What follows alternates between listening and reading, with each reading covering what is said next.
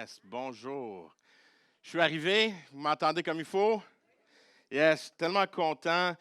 J'avoue, j'espérais ce matin que Laurent ne fasse pas d'annonce, que je puisse juste arriver et juste prêcher. Tu sais, plus besoin de faire de grandes annonces et de dire je suis juste arrivé dans la famille. Tu sais, quand on arrive à un moment donné, tu n'as plus besoin, c'est de la famille, on fait juste rentrer j'arrive, j'ai hâte d'arriver à ce moment où il n'y a plus d'annonce, c'est juste Eric qui vient prêcher, puis c'est tout, puis that's it, puis on se casse plus la tête.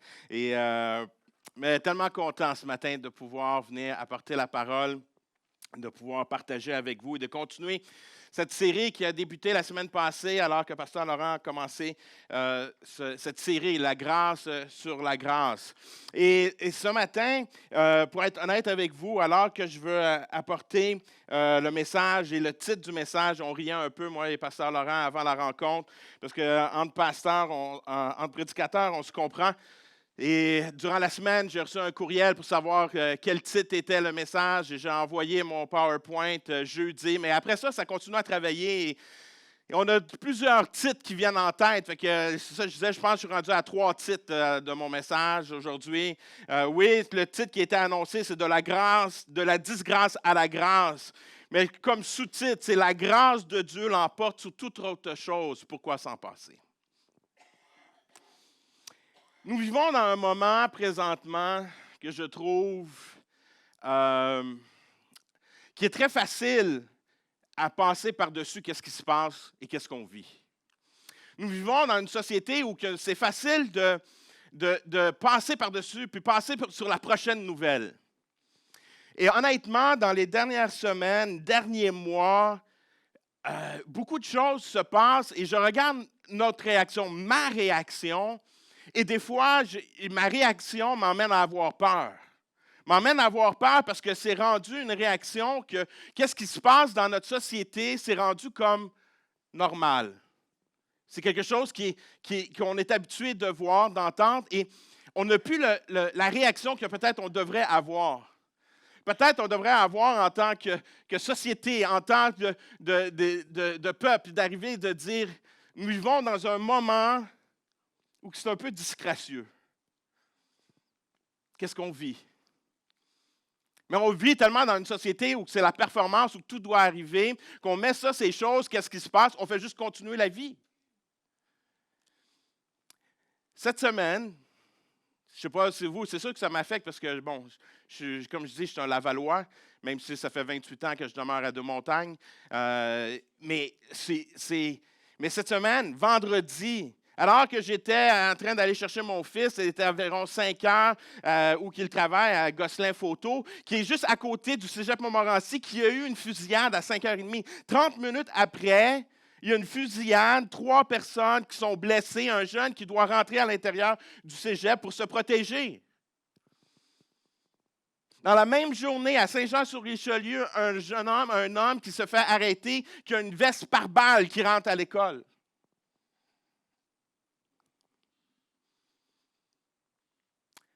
Et on arrive, c'est rendu comme normal, le quotidien. Puis on passe par-dessus, puis c'est comme si on est là.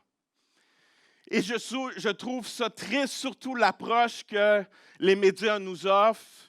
Et ça m'a amené à avoir des grosses discussions dans les parcs à chiens où que vous savez que j'ai mon chien, que je vous en parle souvent. J'aime mon parc à chiens et j'aime aller là-bas. Et même juste à côté de mon parc à chiens à Deux-Montagnes, il y a eu fusillade, il y a eu des tirs de feu sur la rue, juste à côté où que je vais régulièrement.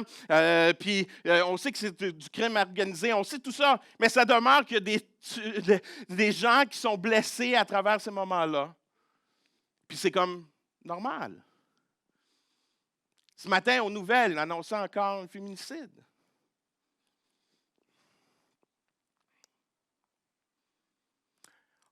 On est dans un temps où on a besoin d'expérimenter la grâce de Dieu.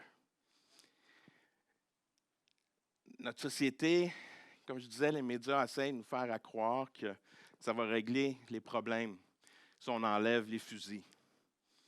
J'ai rien contre les fusils, mais le problème, ce n'est pas le fusil. Soyons honnêtes. Soyons honnêtes. Avant que les fusils arrivent, il y avait de la violence. Il y avait de la haine. Il y avait de l'amertume. On est facile à trouver quelque chose à l'extérieur, de trouver le problème extérieur au lieu de faire face à notre cœur et de réaliser qu'on a besoin d'une restauration. Que ça se peut qu'on a laissé rentrer à l'intérieur de nos vies de l'amertume, de la colère, de la haine qui amène à de la violence. Ma prière pour nous ce matin, c'est qu'on puisse réaliser notre état, reconnaître notre état, puis dire oui, je suis tanné de vivre dans cette situation de disgrâce. Et je sens que je suis appelé à vivre la grâce. Et si on apprendrait à vivre la grâce ensemble, comment que ça ferait une différence? Ce matin, chacun d'entre nous, on a vécu des moments dans notre vie où on a pu vivre des moments un peu disgracieux, où on a un peu honte. Moi, dernièrement, j'en ai vécu plusieurs, pour être honnête avec vous. Depuis, ça court après moi. Des choses qui arrivent. Dans la dernière semaine, on a décidé, nous, ça fait quelques mois, on réfléchit, on dit, OK, on va renouveler notre hypothèque, on va prendre un certain montant pour améliorer la maison, pour faire des rénovations. Ça fait des années, on a besoin de faire des rénovations et tout ça. Et vous savez, quand on commence à faire des rénovations, tu sais, c'est comme tu arrives, tu dis, ah oui, on va faire une belle cuisine, on va renouveler la cuisine, on va changer les planchers, on va faire ça, on change les vitres et tout ça. Et à l'intérieur de moi, je savais qu'il y avait un endroit dans la maison que je savais qu'il y avait probablement un petit problème, mais je ne savais pas l'étendue du problème. Mais je savais que, bon, la journée où on allait avoir de l'argent, un peu plus d'argent, on va être capable d'aller, parce que j'avais un doute, mais dans l'entretoit, c'est bien fermé, c'est bien scellé, on n'y va pas.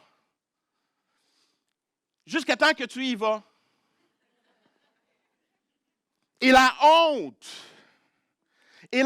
quand je suis arrivé dans mon entretoit. Je rouvre et je vois, puis je dis, c'est pas normal. C'est pas normal, qu'est-ce qui se passe là? C'est pas normal, qu'est-ce qu'il y a? Et à l'intérieur de mon grenier, il y avait des tuyaux, puis il y a comme un tuyau de la sécheuse qui était déconnecté. Et vous savez, toute la moumousse que vous avez dans votre sécheuse, mais mon grenier était rempli de cette moumousse-là. Et là, il a fallu que je fasse venir quelqu'un qui va venir décontaminer, qui va tout venir réparer, réisoler. Et tout d'un coup, à la place de changer ta cuisine, tu dis, on va faire du refacing. Et la réalité, c'est que c'est un peu gênant. Quand quelqu'un monte dans ton grenier et il regarde, puis il redescend, il dit, j'ai jamais vu ça de ma vie. Et pour moi, honnêtement, j'avais peur. J'ai même une peur, honnêtement, parce que sur le site, quand on cherche des entreprises qui font ce type de travail-là, tu as toujours des photos avant et après. Il a dit que j'étais le pire. Il dit, j'ai peur de devenir le pire et le avant. Et je suis là, puis je suis comme tout ça, mais la réalité, c'est qu'il y a des moments dans ta vie où que tu vis des choses que tu ne veux pas vivre, mais quand tu es prête à y faire face, puis tu dis, j'ai besoin de grâce, j'ai besoin de quelqu'un d'autre, de rentrer dans ma vie, mais tu expérimentes quelque chose qui va changer ton atmosphère. Et c'est ça qui arrive. Dans quelques semaines, ils vont venir, ils vont tout nettoyer, ils vont tout décontaminer, ils vont rajouter de l'isolant, ils vont changer les changeurs d'air. Ça va être extraordinaire, je vais avoir de la meilleure air dans ma maison. Il y a un côté, il faut que tu reconnaisses que tu as un problème pour arriver à ce moment-là. De la disgrâce à la grâce. Il y a des choses qu'on ne veut pas se priver aussi. Il y a des choses dans la vie que tu apprends, que tu veux dire, non, je ne veux plus me priver de. Cet été, mon chien s'est fait arroser par une moufette. C'est comme quand le chien arrive encore une fois, c'est quelque chose que tu ne veux pas vivre. Le chien rentre dans la maison et j'allais reconduire mon épouse. C'était juste le temps, je vais reconduire mon épouse au travail et j'ai le chien qui rentre, qui sent la moufette. Et je dois partir. Mais je n'ai aucun produit non plus.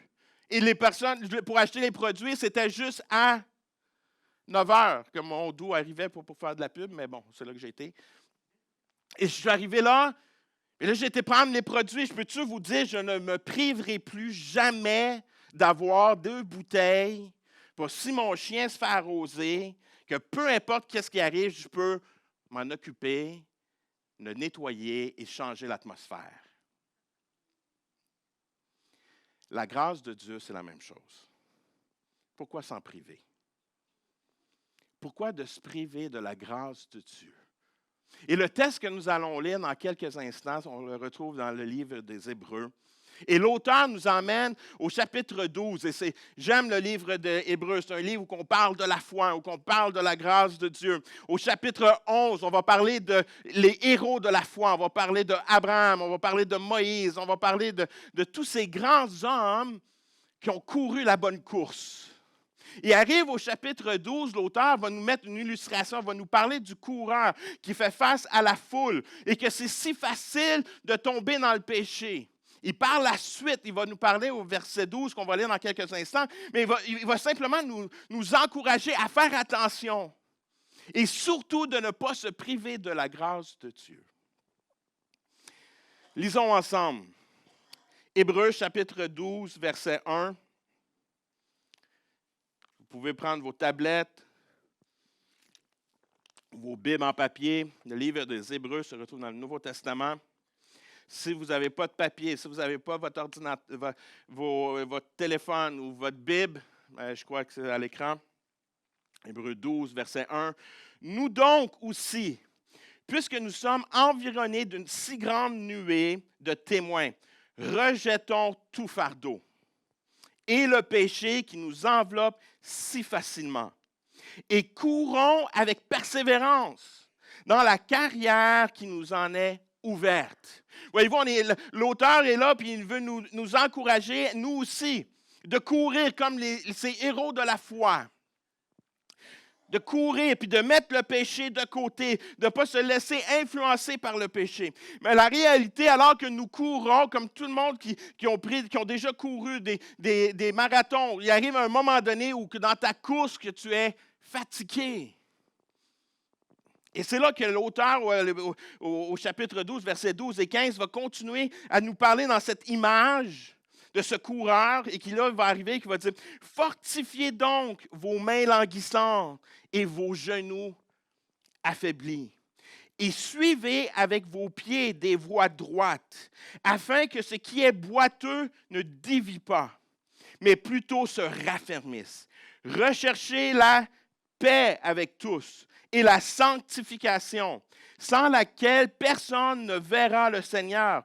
Veillez à ce que nul se prive de la grâce de Dieu, à ce qu'aucune racine d'amertume poussant des rejetons ne produise du trouble et que plusieurs n'en soient infectés. » Ce matin, alors qu'on parle de la disgrâce à la grâce, que la grâce l'emporte sur tout. Et pourquoi s'en priver? On doit comprendre son diagnostic. On doit comprendre qu'est-ce qui se passe à l'intérieur de nous, de notre cœur, pour comprendre qu'on a besoin de cette grâce que Dieu nous a offerte dans son Fils Jésus-Christ, comment que nous on a besoin et comment cette grâce va avoir un impact sur notre vie. Mais je crois que c'est important des fois de prendre le temps et de dire, OK, il faut que je commence, c'est quoi le diagnostic de mon propre cœur présentement? Avec l'aide de l'Esprit Saint, de demander, Dieu, est-ce qu'il y a quelque chose qui ne va pas dans ma vie? Parce que tellement souvent, il y a des choses qui rentrent à l'intérieur de nous sans qu'on le réalise. Êtes-vous d'accord avec moi? Si je vous pose la question, est-ce que vous connaissez quelqu'un qui est amer par le lever de la main? Qui se dit qu'il est amer? C'est rare qu'on va s'auto-diagnostiquer et dire « OK, oui, moi, je suis amer. » Quelques-uns, et je dis « Bravo. » Nous, on ne s'autocritiquera jamais de dire que nous, je suis amer, que moi, je suis amer, que j'ai laissé l'amertume rentrer dans ma vie. Mais l'auteur est là, puis il nous parle de la grâce, puis il nous dit « Fais attention. » Fais attention. Puis il nous donne tout le processus de l'amertume, comment que ça se produit. Et ce matin, on va regarder à ce processus de cette maladie de l'amertume. J'aime la définition que j'ai trouvée sur Internet qui dit « L'amertume est une émotion négative liée à un sentiment d'injustice dont la colère et le ressentiment sont des composantes importantes. L'amertume, c'est un ressentiment causé par le regret et la déception. » J'aime la citation de cet auteur qui disait « L'amertume est comme une personne qui souffle sur les bougies de la joie. Il laisse l'âme dans la noirceur. » Quand on laisse l'amertume prendre place, ça enlève notre joie de vivre. Il laisse notre âme dans la noirceur. Il y a des principes à l'intérieur de les Écritures que je suis sûr qu'on vous a enseigné, que vous avez appris, des processus qui sont bibliques pour fortifier notre foi. Qu'on a vu, mais il y a une réalité que tout ce qui fait croître, c'est que comme l'ennemi va reprendre ces mêmes principes aussi pour faire pousser de la mauvaise herbe à l'intérieur de nous.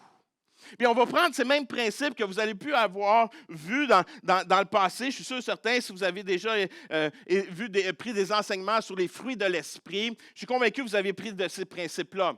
Mais c'était les fruits de l'esprit qui étaient mis en évidence. Mais quand on parle de l'amertume, la violence, la haine, c'est un peu les mêmes principes parce que c'est de la mauvaise herbe. Puis ça pousse. Et ça pousse. Le processus de la maladie de l'amertume, qui est un cancer pour l'âme, commence par une semence. Ça va commencer par une semence. Il y a une situation, il y a quelque chose qui va se produire dans notre vie, une déception, un regret, une blessure, une offense. Est-ce que quelqu'un a déjà vécu quelque chose comme ça dans sa vie? Il y a des moments qu'il arrive des déceptions. Il arrive des regrets, des blessures à l'intérieur de nous. Et qu'est-ce qui arrive? C'est qu'on devient blessé. On est contrarié, dévalorisé. On se sent ignoré. Et souvent, il y a le silence d'une personne qui arrive à travers ça.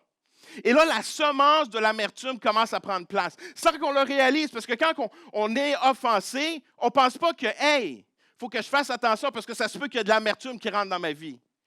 Est-ce qu'il y a quelqu'un qui a déjà pensé ça quand vous avez été offensé, vous dites, hey, il faut que je fasse attention parce que ça se peut qu'il y ait de l'amertume qui rentre dans mon cœur?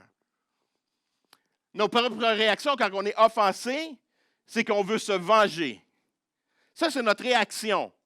Je vis quelque chose de difficile, puis là, je vais vouloir offenser, je vais me défendre. Et c'est là que, tout d'un coup, que cette semence qui est là, que cette situation qui est arrivée dans votre vie, cette circonstance qui est arrivée, que ce soit au lieu de travail, que ce soit dans votre couple, que ce soit même à l'école, peu importe l'endroit que vous étiez, que vous avez vécu cette offense, vous avez vécu ce moment-là, cette situation vient et ça commence à rentrer à l'intérieur de vous.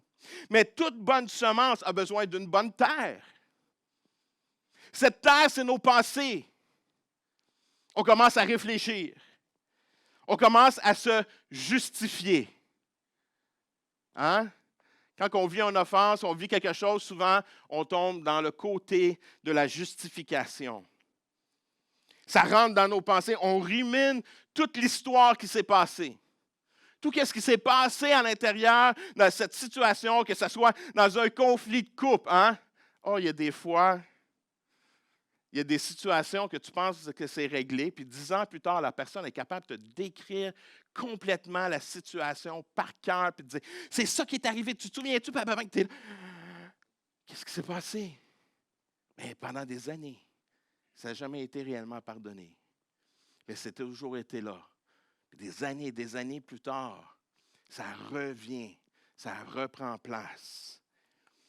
Voyez-vous, nos pensées vont simplement nous amener à mettre une bonne terre à cette semence de l'amertume. Cette terre, c'est nos pensées, ruminer le passé a un impact sur ton présent. Ça, c'est la réalité aussi. Ce que tu rumines de ton passé, de la situation, a une influence aujourd'hui. Un impact sur toi, un impact sur tes enfants. Et c'est ça le texte nous dit. On va en parler tantôt. Ça fait des rejetons. Fait que l'amertume que tu as, que tu penses que c'est simplement toi qui vis, Mais la réalité, ça a un impact aussi sur ton entourage. Et surtout quand on arrive dans cette situation-là au début, où on est en train de développer, mettre une bonne terre, on aime trouver des personnes qui vont penser comme moi. Hein? Simplement pour que ça aille encore plus loin. On ne veut surtout pas entendre quelqu'un qui va dire quelque chose contraire à ce que je vis. Quelqu'un qui arriverait et qui dit « Hey, t'as-tu vraiment vécu ça? » Ah! Par contre, la personne dit « Ah, je te comprends. Ah, moi, j'ai déjà vécu ça. » Puis là bang, toi, tu es mon meilleur ami. Tu es mon meilleur ami. Pourquoi? Ben, ça fait juste enfoncer ce côté-là, puis dire. Ah, il y a des situations que je vois dans ma propre famille et des fois, mes enfants sont des experts. Ah, ça s'encourage. Puis là, ils ne me regardent pas parce qu'ils me savent. Ils ne regardent pas papa. Entre eux, c'est comme, mon fils peut vivre une situation, puis l'autre fils entend ça tout de suite. Ah, c'est qui ça? Donne-moi son numéro. On va aller voir son Facebook. Tu vas voir, je vais y écrire. Puis là, c'est comme, ah oui, je suis comme, ah. Mais regarde pas papa, parce que papa, ils savent qu'il ne répondra pas comme ça. Ce ne sera pas ça ma réaction. Parce que je sais la route. Je connais la route, là où ça emmène. Il y a des situations à régler. Il y a des choses à régler. Mais si on est là et on cherche juste des personnes qui pensent comme nous, on fait juste s'enfoncer encore plus loin. Pourquoi qu'il y a souvent qu'on retrouve des situations à l'intérieur de nos églises? Souvent, il va y avoir quelques personnes qui sont insatisfaites. C'est donc bizarre, ils se retrouvent tellement facilement ensemble. Parce que pourquoi? Mais on pense pareil. Puis à cause qu'on pense pareil, bien là, on dit les mêmes choses, puis là, on laisse rentrer cette amertume, cette colère. Puis là, whoop, les gens quittent, ils partent. L'amertume demande une bonne terre, c'est nos pensées, puis arrêtons d'écouter nos sympathisants, puis commençons à écouter Dieu. Prenons le temps d'aller dans la présence de Dieu, écouter Dieu. Par contre, malheureusement, trop souvent, il y a du monde qui vont aller encore à la prochaine étape. Ils trouvent les sympathisants, ils sont là. Puis là, maintenant, qu'est-ce qui arrive? C'est que la semence prend place. Elle a éclos. Elle est rentrée dans une bonne terre. Elle est en train de s'enraciner. Elle s'enracine. Elle prend forme. Les racines nous amènent toujours à notre ancienne vie. Comme je disais, tout ce qui devient œil pour œil, dent pour dent, devient de plus en plus une place dans nos cœurs. Comment je vais faire pour que l'autre personne souffre? Qu'est-ce que moi, je peux y faire?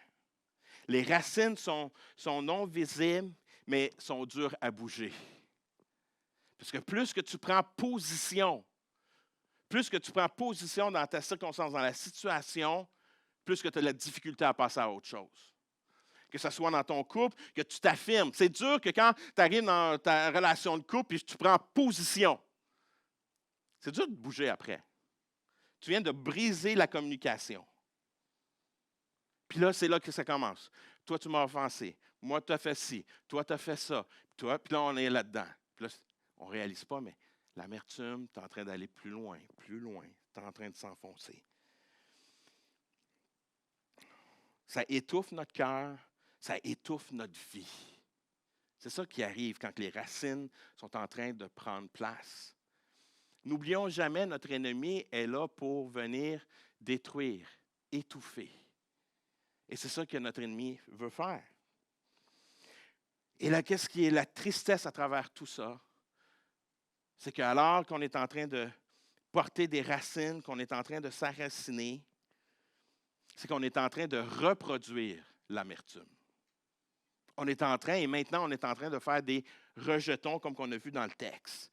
Quand tu commences à vouloir influencer les autres à tes pensées, tu es en train de semer dans les cœurs des autres. Tu es en train de semer. Tu ne le réalises même pas, mais tu es en train de semer de l'amertume alentour de toi. L'amertume, souvent l'amertume va s'accompagner de mauvaise humeur, de méchanceté extrême, de haine, d'actes de violence. Si nous laissons s'installer dans nos vies, elle va devenir une racine profonde qui produit du fruit amer. Ce n'est pas ça qu'on veut dans nos vies. L'amertume devient un mauvais fruit, cause du trouble à soi-même et aux autres. Et c'est pour cela qu'on a besoin de dire, Seigneur Dieu, j'ai besoin de ta grâce dans ma vie. Et c'est là que l'auteur du livre des Hébreux arrive et dit, hey, maintenant que tu vis peut-être une situation difficile, maintenant que tu vis quelque chose qui est dur, maintenant je veux te dire quelque chose, ne te prive pas de la grâce de Dieu. Ne te prive pas de la grâce. Retourne à la grâce. Retourne devant lui. Retourne devant Dieu et tu vas voir comment Dieu va agir dans ton cœur. Alors que ton cœur s'endurcit, alors que ton cœur est amer. Laisse-moi te dire le même principe qu'on vient de voir se produit alors que Dieu vient et nous accorde la grâce de Dieu. Quand nous expérimentons sa grâce. J'aime le passage dans Éphésiens 4, 31 et 32 pour savoir comment se sortir de l'amertume. C'est premièrement par expérimenter la grâce de Dieu. Éphésiens 4, 31, 32 nous dit que toute amertume, toute animosité, toute colère, toute clameur, toute calomnie et toute espèce de méchanceté disparaissent du milieu de vous.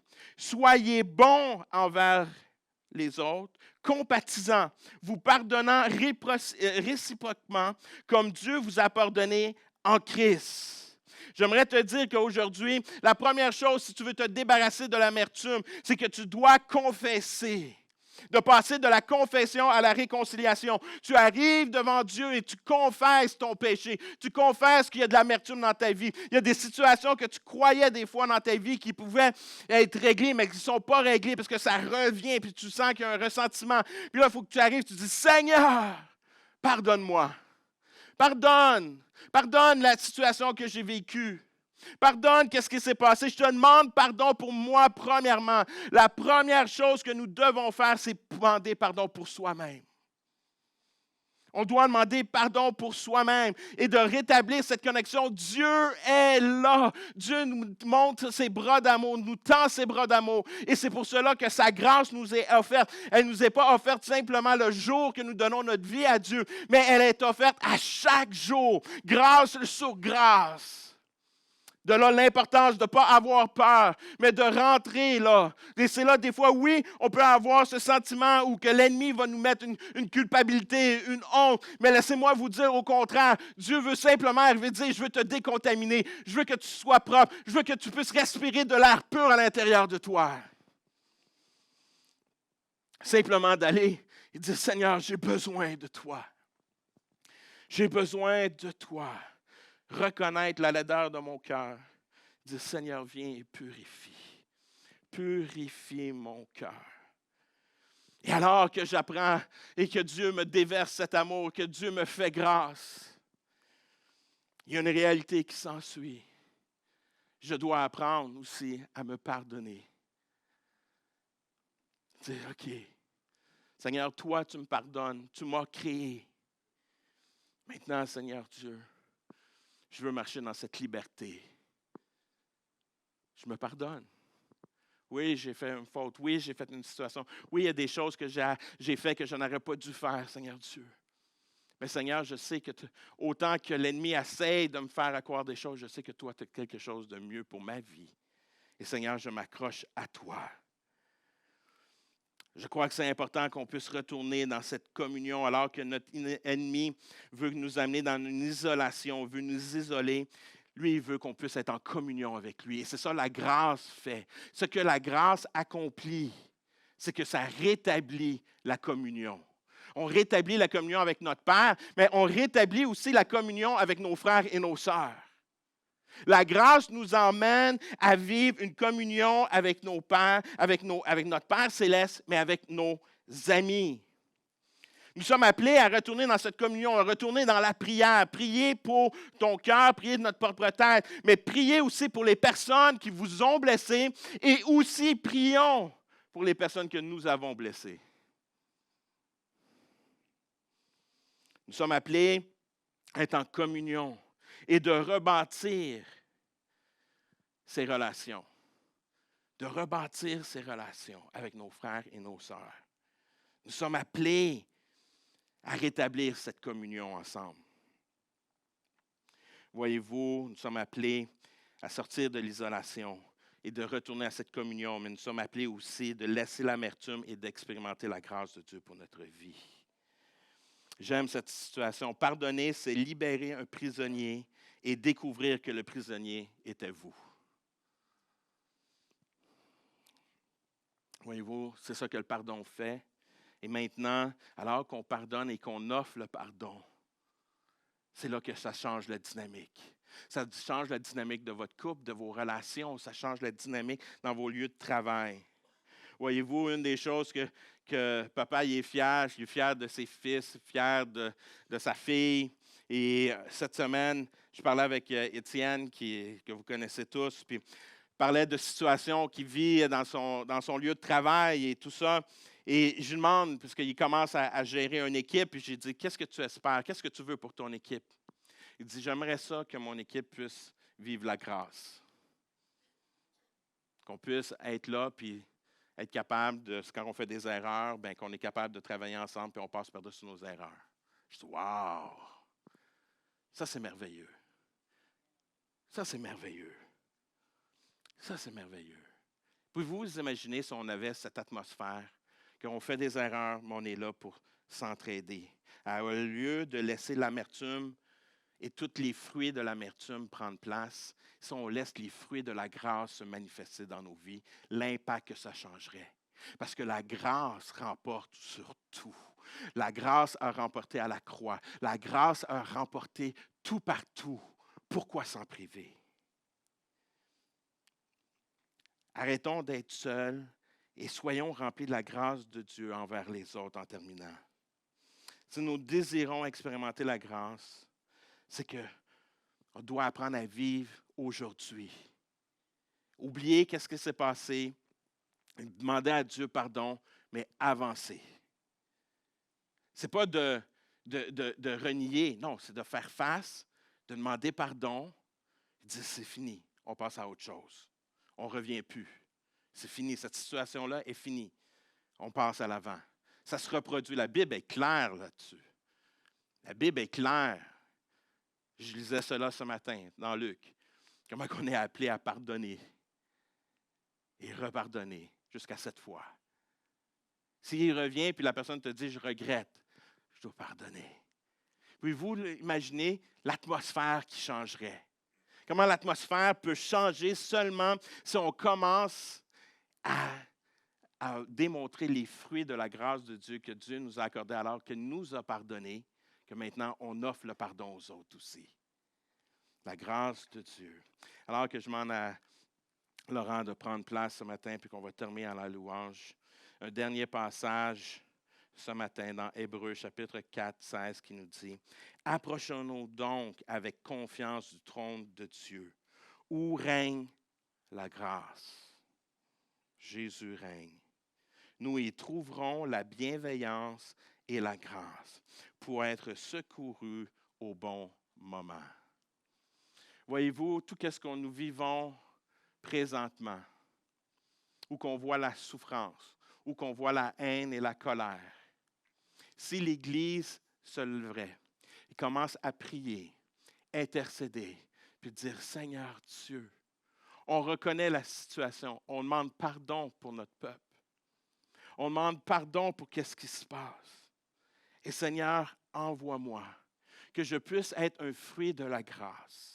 Que les gens puissent expérimenter la grâce, que je puisse être un témoignage de ce que tu as fait dans ma propre vie, ce que tu as fait dans mon propre couple, dans ce que tu as fait avec mes enfants, que cette grâce que tu nous as accordée, que je puisse la témoigner pour que les gens qui vivent ces moments où que l'amertume, la colère, la haine puissent vraiment faire face à la grâce de Dieu et qu'eux, à leur tour, puissent être transformés. C'est la seule façon qu'on va voir une transformation dans notre société. Quand on regarde les grands réveils, peu importe les réveils qu'on voit à l'intérieur des églises, tout commence par une restauration du cœur, où qu'on réalise notre état, puis qu'on demande pardon, puis qu'on rentre dans la prière et que Dieu renvoie son peuple. Puis que là, les gens goûtent à la grâce de Dieu, goûtent à la repentance, goûtent à un Dieu aimant. Et c'est là qu'il y a une grande différence qui se produit dans nos familles et dans notre communauté. Expérimentons la grâce de Dieu ce matin. La grâce sur la grâce. Amen.